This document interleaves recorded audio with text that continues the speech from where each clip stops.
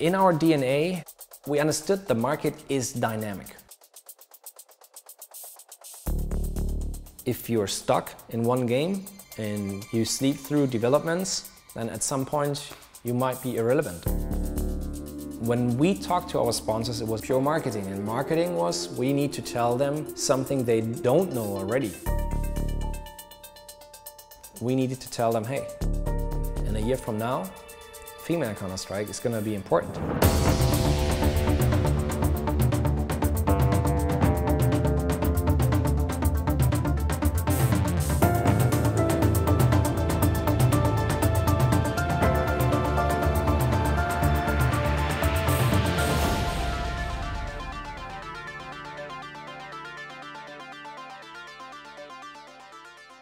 In the early days, in the early 2000s, it definitely wasn't socially acceptable to be a gamer, especially one that wants to be a competitive gamer and traveling to events and putting in 40 to 60 hours a week of practice. That's just not something you really heard of from females.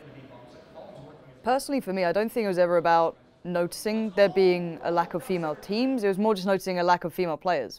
I think I remember finding there was like 2 other girls in this enemy territory community. And that really surprised me, because by that investment of time, a couple of years, I hadn't really run across anyone who'd committed time. The first time I remember a professional female team was a team called Girls Got Game. They were a North American team, and they had a player named Alice. She specifically stood out to me. They had competed in some of the bigger all-female tournaments, and they've also played in a few CPLs and local Texas tournaments. And those players immediately became my role models. Those are ones I looked up to and said, hey, I want to be like those players, and I want to beat those players. The time now is 9:21. Who says boys are the only ones who like video games? Now it's the girls' turn. We're live in the East Village for a special tournament. We always had this policy of, you don't have to approach us. If we see you and if we think that you should be SK, we'll let you know. So you get this email from this female Counter-Strike player, Alice Liu from the US. You know, saw the email, put the email away. Next day, I turn on MTV on my television set, and I see this documentary about this female Counter-Strike team and the captain of the female Counter-Strike team, Alice Liu. What the heck?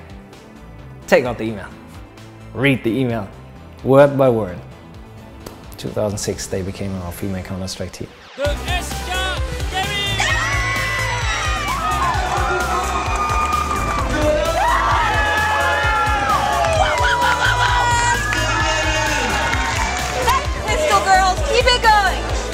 That was a pivotal moment in female esports, not just Counter-Strike, but female esports, because a large organization, one of the best organizations, SK Gaming, picked up a female team. That really validated that, hey, there are female gamers out there, and there are players that put in those hours to try to be the best. That attention helped draw additional females into the competitive scene, because they thought, hey, those are people that I can relate to, and I see them playing on those big stages, and maybe this is something I want to do. For the female Counter-Strike team, the highlight was always ESWC.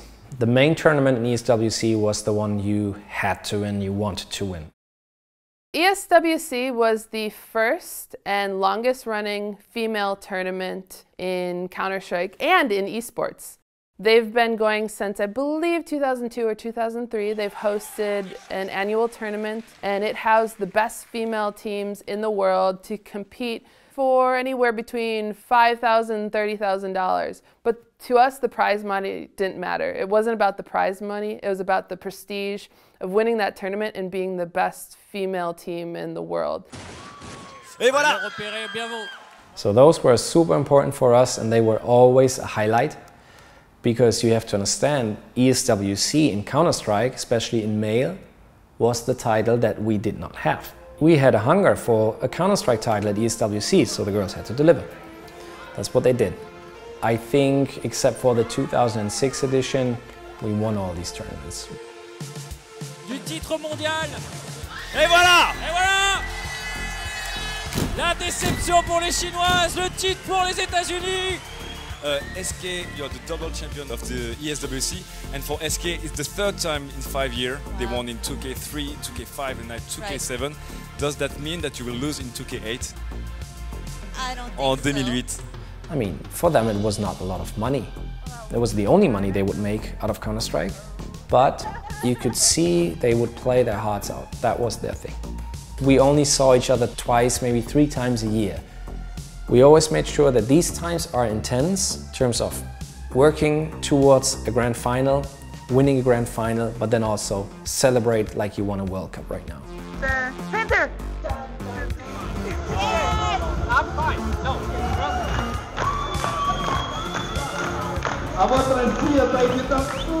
The Arbalest Cup in Kiev, when we played against Fnatic, that was the most intense one. I think it was 3 or 4 times overtime as well.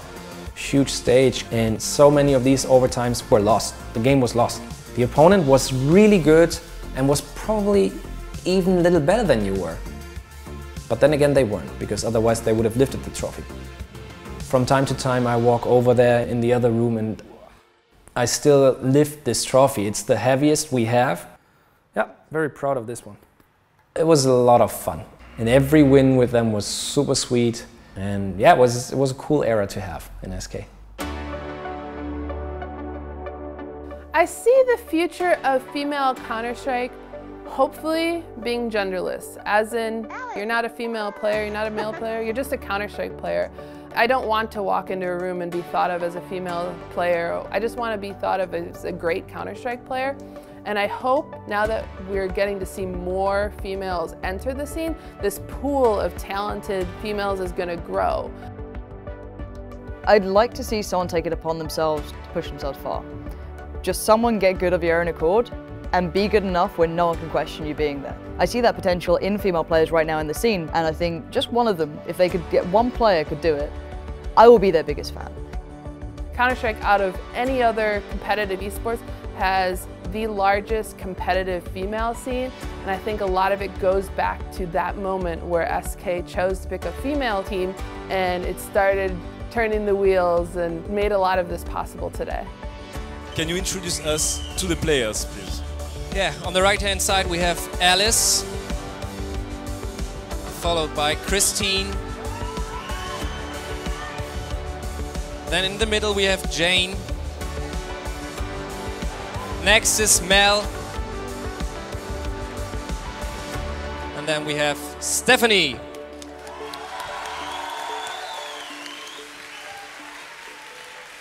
Voilà le line-up des SK Gaming. Dernière question pour vous, last questions. What do you think about the Chinese team? Everybody says they are like headshot machines.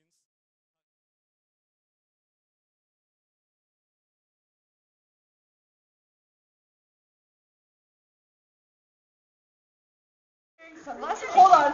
Come here, Alex. Why are we wearing sunglasses? Because we're fucking champions and we can. That's why. There's no other reason. We don't need a reason. Don't share that.